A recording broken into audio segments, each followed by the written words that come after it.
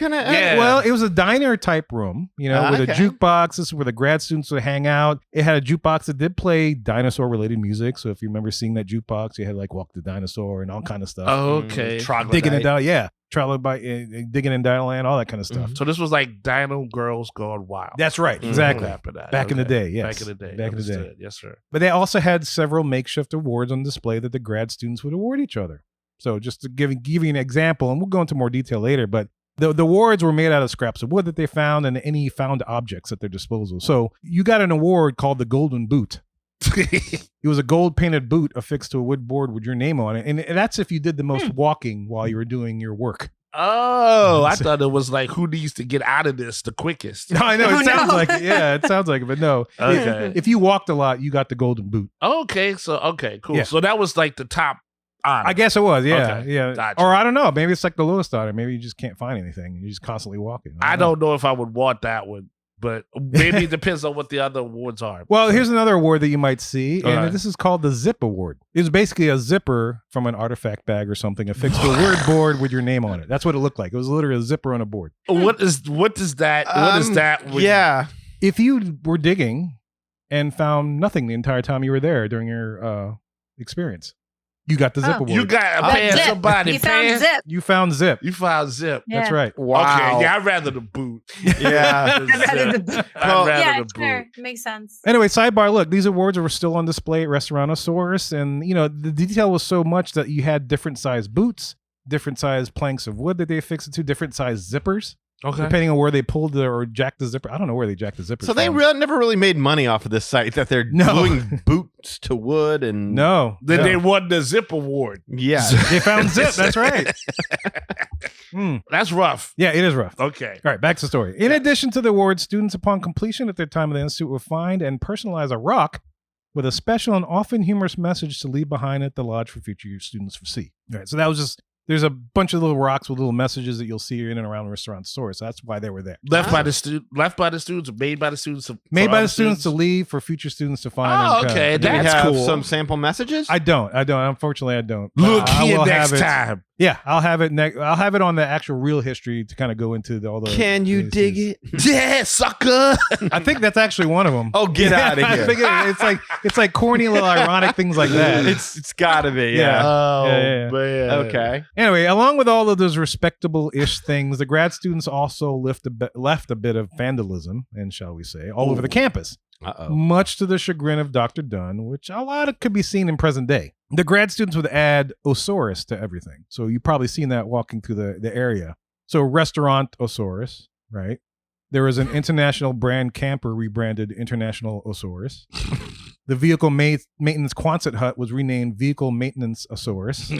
There's an exit sign that said Exit Osaurus. So this graffiti vandalism was not really Banksy. No, it wasn't anything crucial that you call the cops. But a fun detail is like on the water tower that they had the word eat. So I guess a grad student climbed up there and added Osaurus because it says eat Osaurus. And even funny enough is like grad students would shoot arrows made out of bathroom plungers. And there was 2 of them that were stuck to the water tower. If you look up there. Yeah. And they were still there up until it's closing. And I'm guessing it was the 2 grad students who would sit on the roof. And that if you look on one of the roofs of Restaurantosaurus, there's like 2 lawn chairs and I don't know, it looks like an ice chest or whatever. And I can't imagine, but they must have been up there just kind of shooting the bow and arrow, and they got 2 stuck. Damn, what they used to say bow and arrow Rambo used to like hit a water tower with plungers? You get very creative. That's very strong. I was going to say, these yes. paleontologists, you think they're smart. It's like the crew from Animal House or something.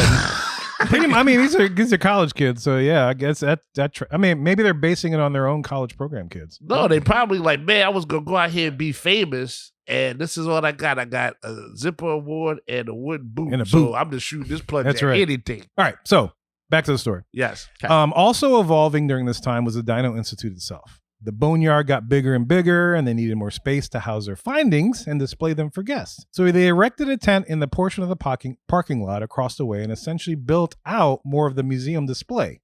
So they had some of the museum pieces in Restaurantosaurus, but then they built this big tent just to accommodate more of their museum pieces. And just quick sidebar, this tent was known as Dinosaur Jubilee when the park first opened. So that tent that people walk in and would see all these dinosaur artifacts, that's the tent that they built out because they ran out of room to house all their stuff in the original lodge. Yeah. It's so weird. Like, this is like a Frankenstein's monster of a fishing lodge at this point in time. Yeah, It's pretty a much. fishing lodge. It's an institute. It's a dormitory. Yeah. It's a restaurant. Gas it's a station. museum. Party area. Yeah. Archery practice And there's area. toilet plungers.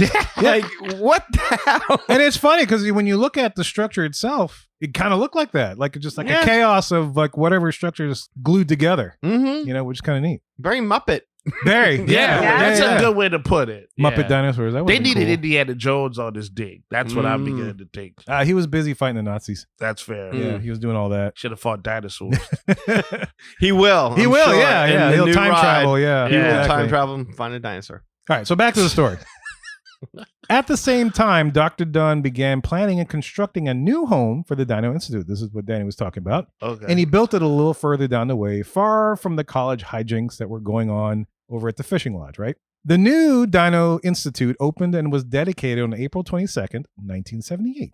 It was clean, spacious, had a special tone of diligence, decorum, and dignity, which was something Dr. Dunn had trouble controlling in the original space. The 3Ds. The 3Ds, that's right. Dignity, and what was it? Max. Yeah, I was going to say. The union sent me.